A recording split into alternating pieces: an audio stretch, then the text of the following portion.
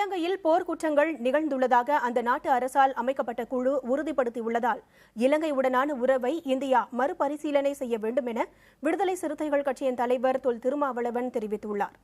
அவருடன் நமது செய்தியாளர் கௌதம் கார்த்திகேயன் நடத்திய உரையாடலை இப்போது பார்க்கலாம். இலங்கையில் நடந்த போரின் போது இலங்கை இராணுவத்தினர் போர்க்குற்றத்தில் ஈடுபட்டு இருக்கிறார்கள், தமிழர்களை கொன்றிருக்கிறார்கள் என்று அந்நாட்டிலேயே அமைக்கப்பட்ட குழுவினர் ஒப்புக்கொண்டிருக்கிறார்கள். இது தொடர்பாக பேசுவதற்கு விடுதலை சிறுத்தைகள் கட்சியின் தலைவர் திருமாவளவன் நம்மோடு இருக்கிறார். அவருடன் பேசுவோம்.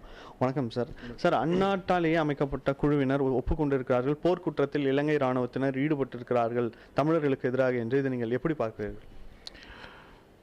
சிங்கள அரசு இனப்படுகொலை குற்றத்தை செய்திருக்கிறது என்று நாம் சொன்னாலும் அதை உலக நாடுகள் ஏற்றுக்கொள்ளவில்லை.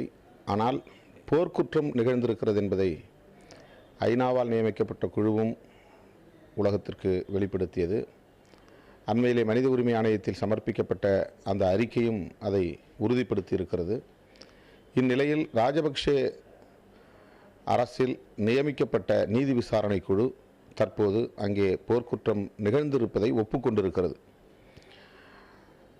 தாங்கள் நேர்மையாக விசாரணை நடத்துகிறோம் என்று உலக நாடுகளுக்கு சொல்ல வேண்டும் என்பதற்காக இந்த நடவடிக்கையில் அவர்கள் ஈடுபட்டிருக்கிறார்களோ என்னவோ தெரியாது. ஆனால் போர்க்குற்றம் நடந்திருப்பதை ஒப்புக்கொண்டிருக்கிறார்கள் என்கிற வரையில் நமக்கு ஆறுதலாக இருக்கிறது.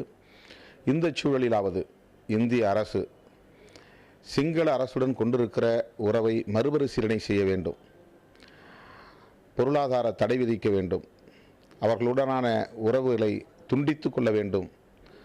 குற்றவாளி கூண்டில் சிங்கள ஆட்சியாளர்களை, குறிப்பாக ராஜபக்ஷே கும்பலை நிறுத்தி விசாரிப்பதற்கு, தண்டிப்பதற்கு ஆவண செய்ய வேண்டும் என்று இந்திய அரசை விடுதலை சிறுத்தைகள் வற்புறுத்துகிறது.